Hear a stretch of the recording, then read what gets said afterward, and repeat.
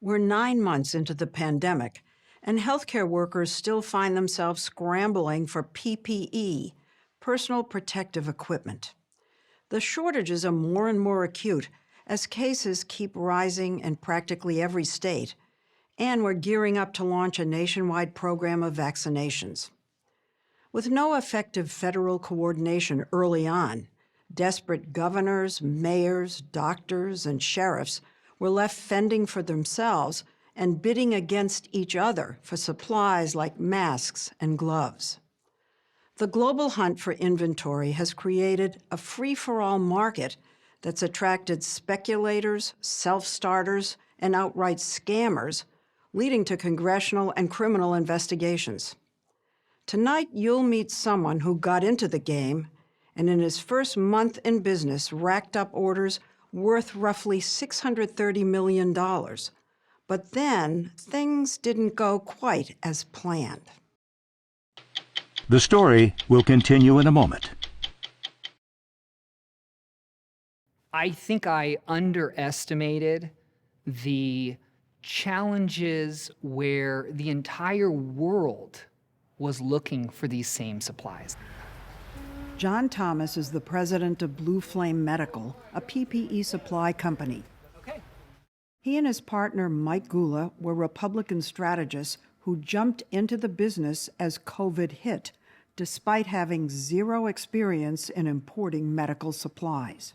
You right away, before you were even up and running practically, advertise yourself as the largest global network of COVID-19 medical suppliers.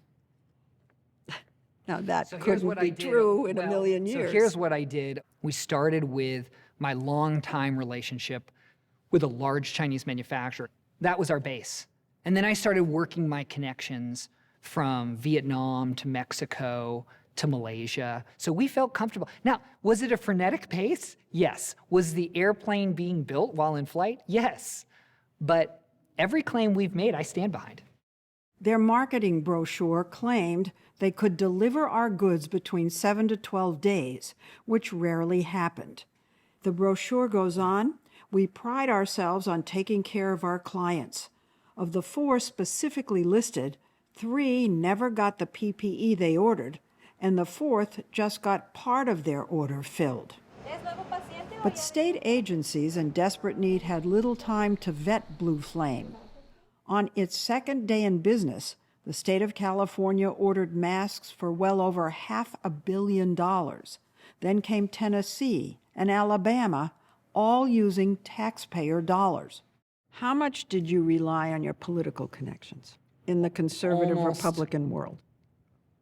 I can't think of a time that we used any political connections to get a contract. So we have emails that we've acquired from Freedom of Information requests in a number of states. And it seems your network of political contacts actually did kick in for you, wrote letters, made phone calls on your behalf. That's what I call connections. What do you call it? I call it happy customer references. Tiffany Waddell, a Republican advisor to the governor of Maryland, wasn't a customer. She called herself a good friend of Thomas's partner and vouched for Blue Flame. That led Maryland to order 1.5 million masks and 110 ventilators. The ventilators that you contracted to Maryland cost $41,000 a piece? Oh, yeah. Well, wait a minute. I mean, that's crazy, actually. Yeah. These usually cost $5,000 a piece. How did you get a contract for $41,000 a piece for ventilators? Yeah, that's an example of how heated the marketplace was. But the pricing was being driven from the manufacturers. But signing contracts turned out to be a lot easier than filling them. Delays and setbacks piled up right away. Take the case of St. John's, a chain of clinics in South Los Angeles serving low-income communities. We were desperate, and we didn't have enough PPE to last us through the week. Jim Mangia is the CEO of St. John's. When the pandemic hit, his staff scoured the internet to find PPE. States and giant hospital chains kept outbidding them. So they were relieved to discover Blue Flame Medical. Mangia never heard of them, but on April 2nd, he placed a PPE order for nearly $180,000. And then they come back and they say, oh, there's a kink in the supply chain. It'll be a few more days. It'll be a few more days. It'll be a few more days. And then at the end of April, they basically said, we're not going to be able to deliver. The only thing we could deliver is gloves, and you're out of luck. The deal's finished. The deal is done. A lot of these smaller entities were left high and dry. The ones that wanted to be patient got their product. The ones that didn't want to be patient got a refund. There's nothing more I can do than that. But it wasn't just the smaller entities. Blue Flame sent the state of Maryland similar delay notices.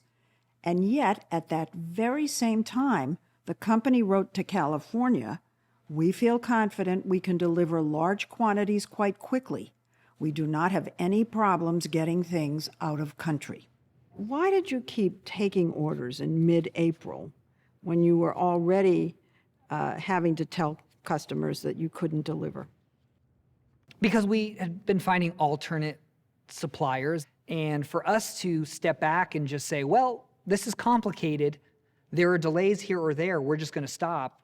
First of all, that's just not in my nature to do that. It's a challenge, we're going to overcome it. And secondly, people needed this product. He blames the delays on China, where many factories that could switched overnight to making PPE. He says it was a wild, wild west gray market where buyers showed up with cash in suitcases. Thomas claims goods he ordered just kept disappearing. One of our delays was when China literally stole our inventory off the line for one of our state customers. What China was doing, instead of issuing an order saying, we're not going to allow America to have medical supplies, they would arbitrarily change the rules almost on a daily basis. Because of the trade war that we're in? Absolutely. They wanted America to hurt. So we would have product came off the manufacturing line, it was waiting to be inspected at customs, and everything's moving fine. And then we would hear, oh, well, China says everything needs to be re-inspected.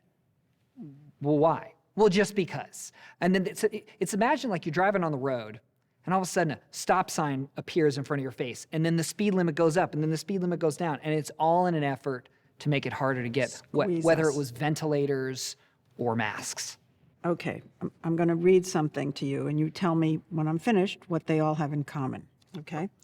Idaho State Police, Florida Department of Law Enforcement, North Carolina State's Bureau of Investigation, Iowa's DCI Crime Lab, Arizona's Department of Public Safety, the Tacoma Park Police. What do they have in common? Law enforcement, of course. No, they placed orders with you that weren't fulfilled. Nearly all states and public agencies that ordered from Blue Flame couldn't wait as cases kept rising, and the company had to send them refunds.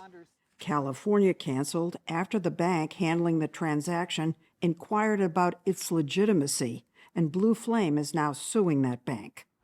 Maryland did eventually get the masks and a third of the ventilators after filing a legal claim against the company.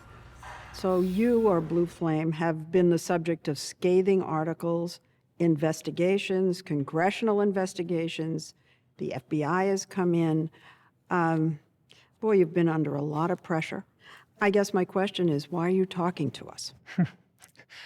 Yes, we have been under a lot of pressure. And while I couldn't disagree more in some of the things people have said about me and my company, I can assure you this, first and foremost, Leslie, that my company and I have behaved 100% legally and ethically. Are you saying you didn't exaggerate at all? I don't think we did anything differently than any company selling product and their ability to sell product. I don't think we did anything differently. The PPE market operates with few rules and is rife with chaos and broken promises. There are videos circulating online warning of boxes arriving with bags of sand instead of product. These photos show imported gloves arriving damaged. A charity that ordered masks got instead these tissue-thin counterfeits they called a doll's bloomers. Masks and gloves are hawked in chat groups on texting apps.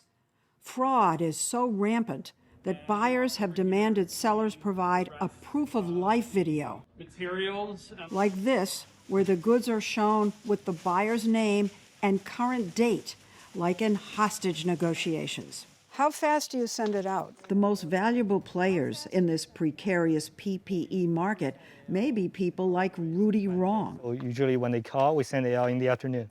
We walked through mountains of stock in his warehouse in Los Angeles. The 26-year-old dabbled in cryptocurrency, clubs, and cars before discovering PPE.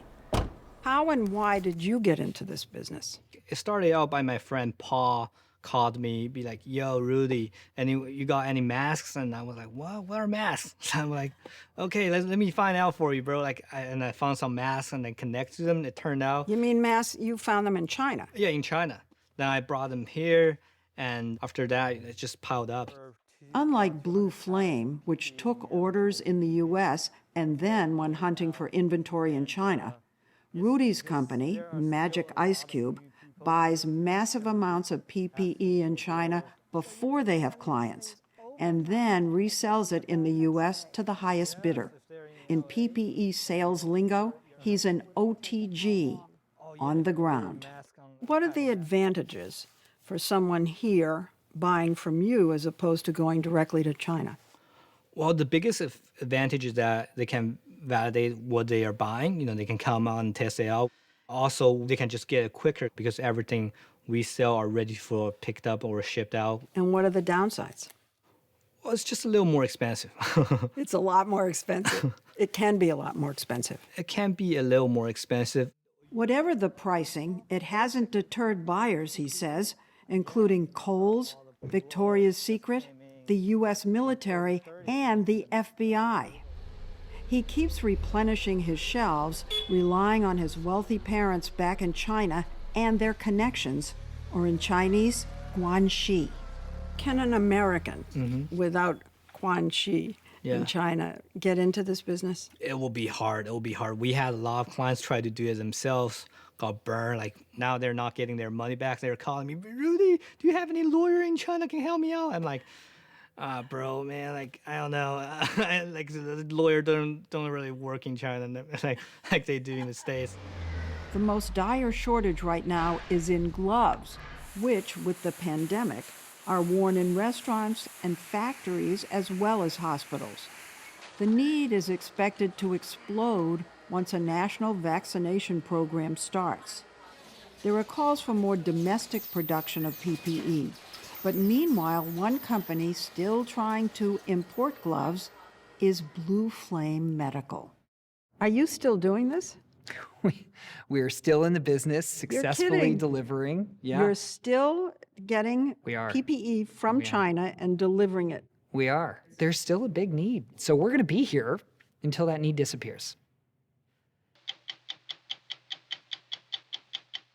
The cost of a national PPE shortage. We were competing with multi-billion-dollar hospitals. At 60minutesovertime.com.